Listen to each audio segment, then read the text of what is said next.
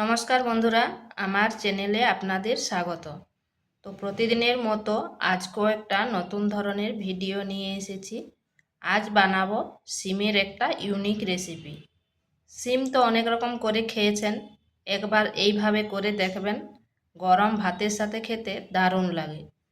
তো চলুন দেখে নেওয়া যাক আমি কিভাবে সিমের এই রেসিপিটা তৈরি করি।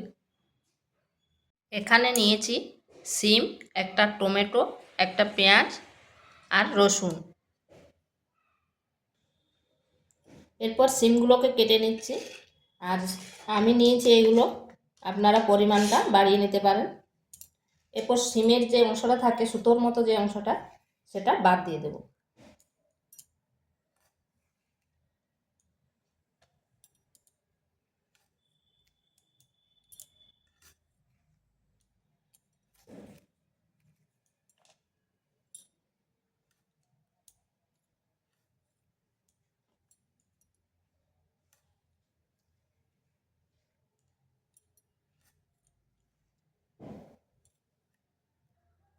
সুতোর মতো অংশটা আমি বাদ দিয়ে দিয়েছি।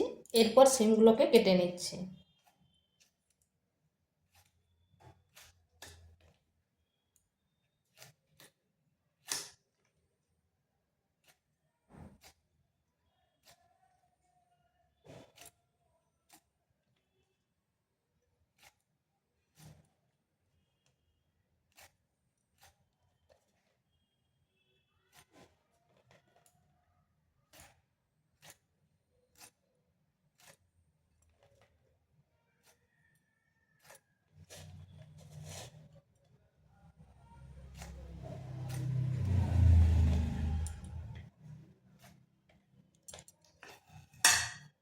সিমগুলো এইভাবে টুকরো টুকরো করে কেটে নিয়েছি। এখানে নিয়েছি একটা পেঁয়াজ আর একটা টমেটো। পেঁয়াজটাকেও কেটে নেব।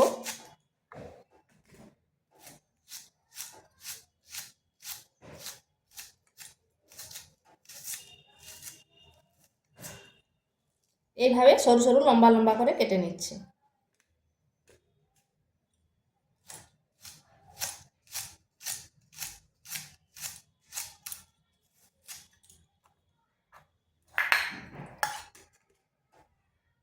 টমেটোটাকে কেটে নিচ্ছি।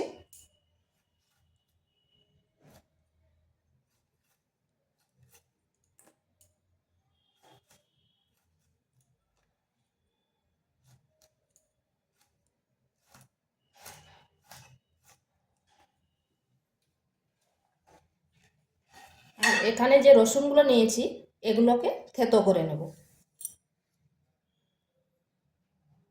এখানে একটা কড়াই বসিয়েছি, দিয়ে দিচ্ছি জল।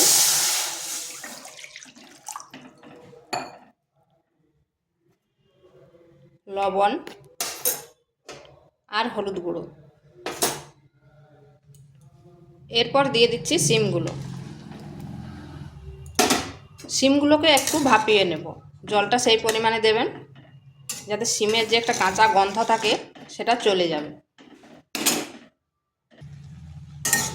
সিমগুলোকে একটু ভাপিয়ে নিয়েছি, এরপর তুলে নিচ্ছি। আবার কড়াই বসিয়েছি, দিয়ে দিচ্ছি তেল। এই রান্নাটা আমি সরষের তেলে করব।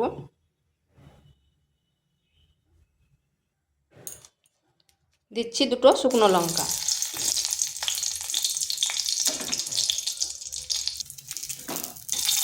শুকনো লঙ্কাটা ভেজে করে তুলে নিচ্ছি।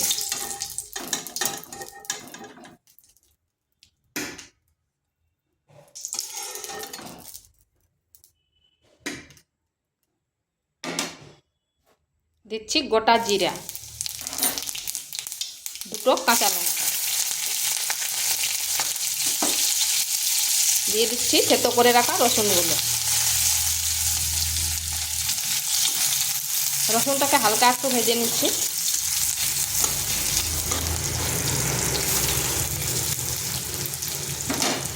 এরপর দিয়ে দিচ্ছি পেঁয়াজটা।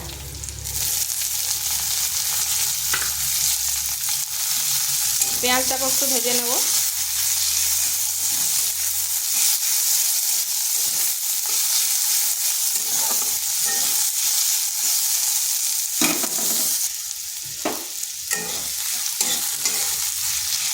পেঁয়াজটা হালকা ভাজা হয়ে গেছে, দিয়ে দিচ্ছি টমেটোটা আর দিচ্ছি সামান্য লবণ। যেহেতু সিমে লবণ দেওয়া আছে তাই লবণটা একটু জেনে করে দেবেন।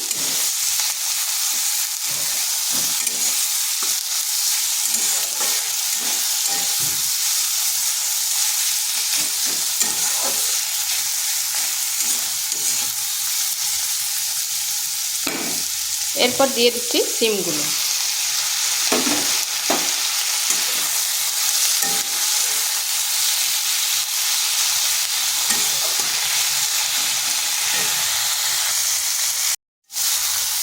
এখানে আর হলুদ দেবনি, যেহেতু সেদ্ধর সময় হলুদ দেওয়া ছিল। এরপর এইভাবে বেশ কিছুক্ষণ নাড়াচাড়া করতে হবে।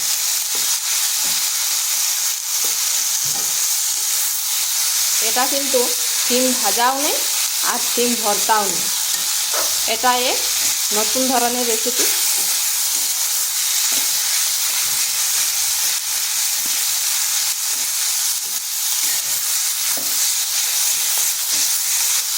এইভাবে খুন্তির সাহায্যে একটু করে দিচ্ছি, তাতে মাখো মাখো হবে।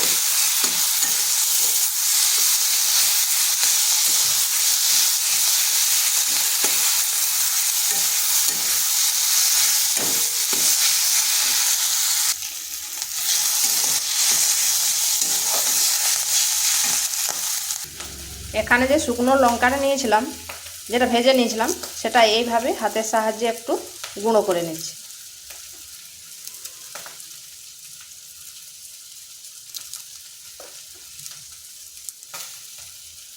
এরপর এই শুকনো লঙ্কাটা এটাই দিয়ে দিচ্ছি। এটা কিন্তু টেস্টটা আরও বাড়িয়ে দেবে।